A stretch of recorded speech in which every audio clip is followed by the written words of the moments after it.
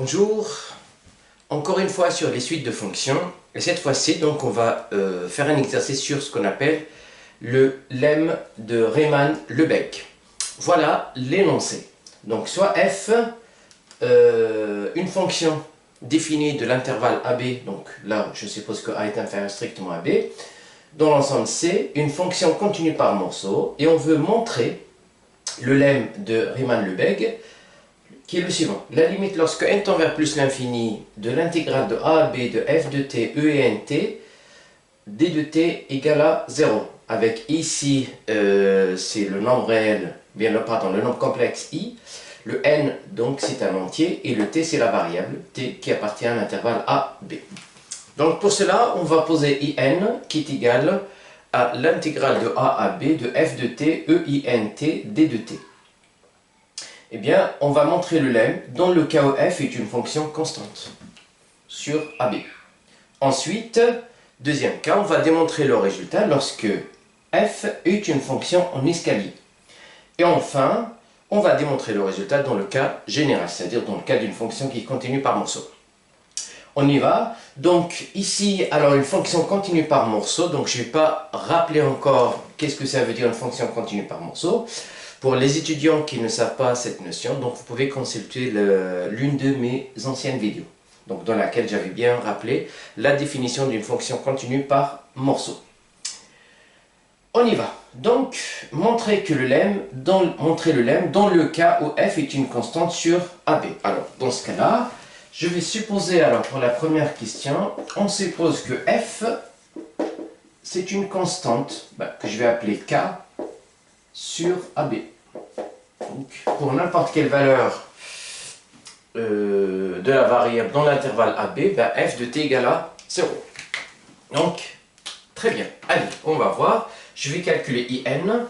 Donc, in égale l'intervalle de A à B, pardon, l'intégrale de A à B, de f, donc c'est k, e, i, n, t, d de t.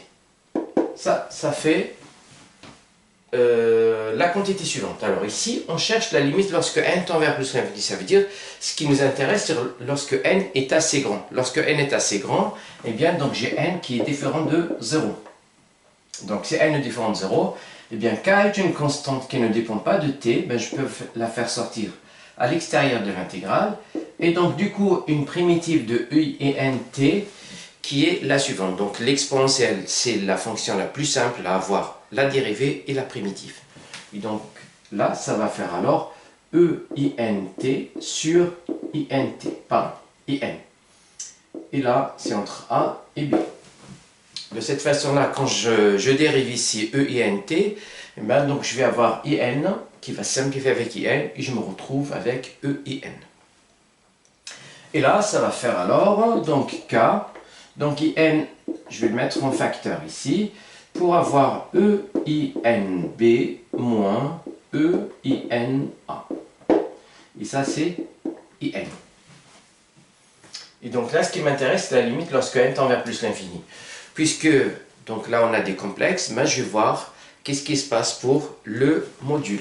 Donc ici, le module de IN, ça permet de dire que le module de IN égale le module de k sur in fois le module de inb moins eina. Et là, donc d'après les propriétés du module, donc je ne vais pas rappeler ici, et bien donc là ça va faire alors, donc là je vais déjà utiliser ce qu'on appelle l'inégalité triangulaire pour les nombres complexes. Donc là ça va être déjà, donc ça va faire plus petit. Donc là, c'est le module de INB plus le module de INA. Et là, ça va faire le module de K. Le module de K, comme K est un nombre entier, donc c'est un nombre positif, son module c'est lui-même. Le module de I, donc c'est 1, et sur N. Voilà. Là encore une fois, le module donc de INB, puisque n est un réel et b est un réel, et bien donc là ça va faire 1, et là aussi. Donc du coup ici, ça va faire 2k sur n, et n. Et là, on voit clairement ici, puisque là c'est supérieur ou égal à 0, et donc le théorème des gendarmes, puisque ça va tendre vers 0, et là aussi ça va tendre vers 0, puisque la suite 1 sur n il tend vers 0 plus infini. Et donc forcément, d'après le théorème des gendarmes, la quantité ici encadrée va tendre aussi vers 0 lorsque n tend vers plus infini. Donc, limite de in lorsque n tend vers plus infini égale à 0. Et ça, bien sûr, donc le lemme il est valable lorsque la fonction f est une constante. Alors, on va voir le deuxième cas lorsque f est une fonction en escalier. On y va. Alors, deuxième question ici. Alors, donc, je vais déjà rappeler qu'est-ce que ça veut dire une fonction en escalier. Allez, deuxième question. Alors, une fonction en escalier donc, repose sur ce qu'on appelle une subdivision d'un intervalle. Alors, c'est quoi une subdivision? Donc, d'ailleurs encore, c'est une définition que j'avais déjà donnée dans l'une de mes anciennes vidéos, que vous pouvez consulter bien sûr. Et donc, une fonction en escalier, ou bien une subdivision, c'est quoi? Si j'ai un intervalle AB, donc A et B, eh bien, je le découpe. Donc là, par exemple, là, ça va faire A0. Donc, je vais prendre une suite. Donc là, A1, A2, A3, A4, etc. Donc, AN-1. Et là, c'est AN. Donc, une subdivision alors. Donc, c'est une suite AI, telle que A est égal à A0. Ensuite, A1, A2, strictement, jusqu'à AN-1. Et après AN qui va faire B. Et donc, la suite A0, A1, A2, AN-1, AN, ça s'appelle une subdivision. Et donc, maintenant, qu'est-ce que ça veut dire une fonction en escalier? Donc, une fonction en escalier, j'ai f dans R ou bien dans C et en escalier. Et en escalier, s'il existe une subdivision, donc A0, A1, A2 jusqu'à AN-1, telle que quoi? Telle que f restreinte, donc à chaque intervalle, alors ouvert ici, donc A0, AI plus 1, c'est une constante que je vais appeler KI. Bien sûr, lorsque I, il démarre de 0 jusqu'à n-1. Donc sur chaque partie-là, la fonction f est une constante. Donc il y a le plus souvent la représentation graphique, ça va être quelque chose comme ça. Alors, ça va être comme ça peut être comme ça, etc. Comme ça. Je suppose que le A, ça va être là, et le B, ça va être quelque part ici. Donc, alors là, normalement, je dois avoir A1, allez, A2, A3, etc. Donc, sur chaque intervalle, donc j'ai une constante, là une constante, etc. jusqu'à B. Là, je suppose que ça va faire AN et là AN-1. Donc, sur cette partie-là, c'est une constante, bien sûr, ouvert. Voilà donc ce qu'on appelle une fonction en escalier. Donc, je prends f, une fonction en escalier, et je vais voir qu'est-ce que ça va faire. Donc, du coup, alors, l'intégrale in, ça va faire de A à B, de f de t, e et nt, d de t. Et d'après les propriétés de l'intégrale, à savoir la relation de Chasles, eh bien cette intégrale-là est égale. L'intégrale de A0, puisque A c'est A0, jusqu'à A1, donc avec cette quantité-là, pareil, plus l'intégrale de A1 jusqu'à A2, plus jusqu'à AN-1 jusqu'à AN qui est égal B. Donc pas besoin que j'écrive, c'est toujours la même chose ici. Voilà. Et ça, qu'est-ce qui se passe? Eh bien, alors, si je vais prendre donc une intégrale de AI jusqu'à AI-1, eh bien, j'ai donc l'intégrale de AI à AI-1 de f de t e i n t d de t égale. Et bien, cette intégrale-là, sur l'intervalle AI plus 1, sur l'un de ces intervalles-là, ben, j'ai f de t qui est une constante. Si c'est une constante, eh bien, d'après la première question, donc là, ça va tendre vers 0.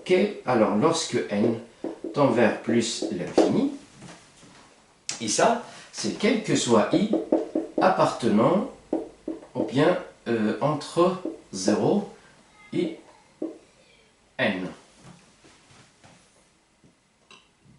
Donc ça veut dire que chacun de ces intégrales-là qui sont en nombre fini, chacune, elle tend vers 0. Et donc ça veut dire que in, il va tendre vers 0. Parce que chaque intégrale ici, elle va tendre vers 0. Donc du coup ici, ça permet de dire, d'après la première question, j'ai la limite lorsque n tend vers plus l'infini de in égale à 0. Et ça, bien sûr, d'après le travail qu'on a fait dans la première question. Alors maintenant, on va voir la troisième et la dernière question qui va généraliser donc tout ça. Allez, je vais effacer par là. Cette fois-ci, je vais prendre le cas général où f est une fonction qui est continue par morceau. Donc, troisième question. Je vais prendre f de AB vers C continue par morceau. Et là, je vais utiliser un résultat très important des fonctions en escalier que je ne vais pas démontrer ici. Et donc, il s'agit de que chaque fonction qui est continue par morceau est une limite uniforme d'une suite de fonctions en escalier. Donc, je vais rappeler ici le théorème. Donc, toute fonction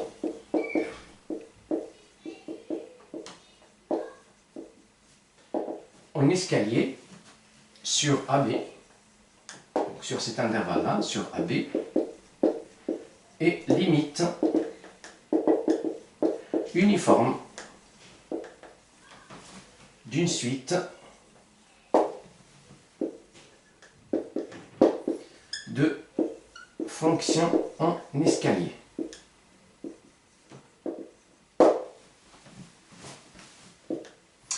Et ça, c'est très important, et surtout la convergence uniforme qui va me permettre d'utiliser une propriété voilà, concernant donc l'inversion de limite et de l'intégrale, de sin intégrale.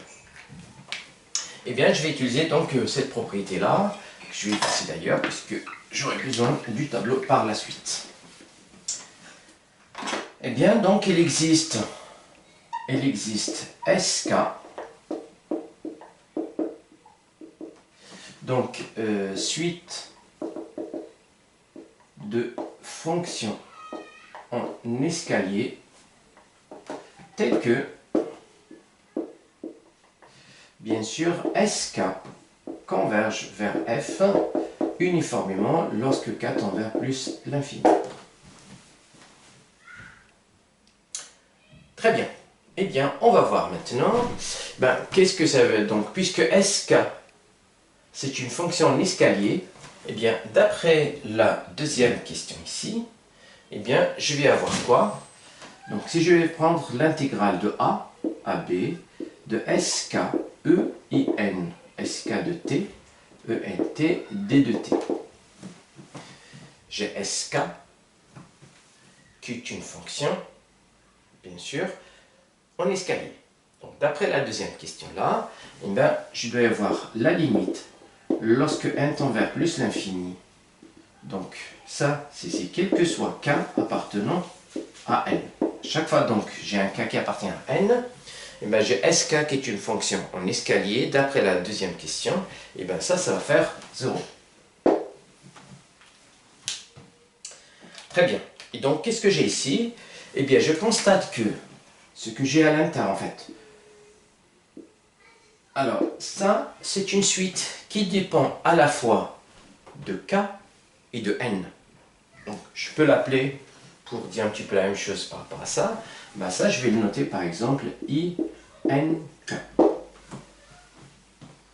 Donc, cette intégrale-là, de a à b de s, k, e, n, t, d de t, ben, je vais l'appeler INK. Et donc, je cherche à démontrer que la limite de IN, c'est 0. Donc, je vais utiliser la définition de la limite. Eh bien, regardez bien. Donc, j'ai IN égale. Ben, je vais introduire INK. Donc, ça va faire IN moins INK plus INK. Donc, j'ai enlevé INK et j'ai rajouté INK. Et là, je vais passer donc au module ici, là et là. Et après, utiliser toujours l'inégalité triangulaire qui est très utile et très importante. Alors, juste pour vous rappeler, donc j'ai déjà démontré ça dans l'une de mes vidéos, donc vous pouvez l'utiliser tout le temps, bien sûr, mais il faut bien savoir un peu la démonstration. Et donc là, ça va faire quoi? Eh bien, donc, ça va être plus petit ou égal à EN moins INK plus INK. Voilà. Et donc, je vais voir comment je peux rendre IN EC petit que je veux pour qu'il tende vers 0. Et bien sûr, je vais utiliser le fait que le fait que ça tend vers 0 et aussi donc la convergence uniforme de SK. On y va. Très bien. Donc, ici, le fait, je vais prendre ça et je vais voir qu'est-ce que ça va faire. Donc, j'ai IN moins INK. Alors, je vais prendre donc soit epsilon positif. Alors, on peut utiliser la définition de la limite. Donc, soit epsilon strictement positive.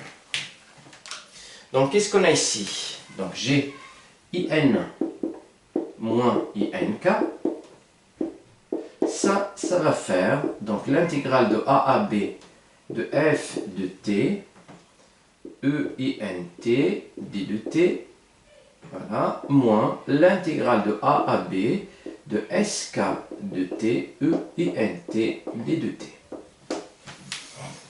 IN, c'est ça, et SNK, c'est ça. Après, donc, d'après les propriétés de l'intégrale, et ben, donc, notamment la linéarité, et bien, donc, je peux mettre tout sur le même signe d'intégrale. Et donc, du coup, après, à l'intérieur, le fait que j'ai ENT, donc, je vais factoriser par ENT. Et donc, ça va faire ici, de A à B, de F de T, moins SK de T, E et NT, D de T. Donc voilà, j'ai tout remis sur le même signe d'intégrale, et après j'ai factorisé par E et NT. Et là, je vais utiliser encore une propriété de l'intégrale, qui est la suivante. Donc, un petit rappel très vite. Donc, vous avez l'intégrale de A à B de F de T, D de T. Ça, c'est inférieur ou égal de A à B de F de T, D de T. Voilà, et donc là, je vais utiliser ça ici pour avoir la chose suivante. Donc, je vais avoir ici l'intégrale de A à B de F de T moins SK de T. Et le module de E INT, ça fait 1. Donc, c'est comme tout à l'heure. Puisque n est un réel, en fait est un nombre entier, et t aussi c'est un réel. Donc ce qui est fait, le module de INT, donc ça fait 1. Et bien ça fait d de t. Voilà, alors je vais continuer encore ici. Eh bien, je vais utiliser le fait que SK, donc qui va converger donc uniformément vers F1. Ça veut dire quoi ça?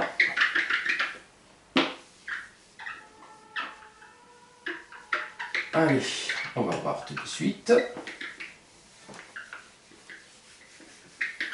Donc SK converge uniformément vers F, ça veut dire quoi? Ça veut dire que quel que soit epsilon positive, il existe, donc la définition, hein, donc il existe n appartenant à n tel que, quel que soit n supérieur à n, quel que soit t appartient à l'intervalle AB, donc bien sûr là c'est sur l'intervalle AB. Voilà, et bien qu'est-ce que j'ai ici? Ben, j'ai f de t moins sk, alors là pour k appartenant à n fixé. Ah pardon. Donc là, quel que soit k supérieur à n, eh bien, ou bien je peux marquer k pour éviter un petit peu k et k. Donc sk de t, et ça va être par exemple plus grand ou égal, on va voir pourquoi je vais mettre donc 2b moins a, sachant que b moins a est strictement positif. Et donc ça c'est une constante, voilà, et ça c'est d'après bien sûr la définition donc de la convergence uniforme de SK vers F. Donc du coup ici, qu'est-ce que je vais avoir? Eh bien je vais avoir donc IN, à partir de là je vais avoir IN moins INK. On avait dit que c'était plus petit à l'intervalle de AB. Et de f de t moins sk de t, ben f de t moins sk de t, ben donc pour le k, alors pour k supérieur ou égal à k. Donc pour k supérieur ou égal à k, ben j'ai bien ça. Et donc cette quantité-là, qui est là, elle est plus petite que epsilon sur 2b moins 1. Ben celle-là, je vais la majorer par epsilon sur 2b moins a d de t. Et là, comme cette quantité-là, c'est une constante qui ne dépend pas de t, ben je peux la faire sortir à l'extérieur pour avoir epsilon sur 2b moins a. Ensuite, l'intégrale de a à b d de t. Et l'intégrale de a à b d de t, donc de 1, une primitive de 1, c'est t, et ça va faire b moins a. Donc ça, c'est la longueur de l'intervalle. Donc b moins a. Et ça va faire epsilon sur 2. Bien sûr, lorsque k est supérieur ou égal à ce k-là qu'on avait fixé ici. Très bien. Allez, on y va. Donc, je vais effacer ici.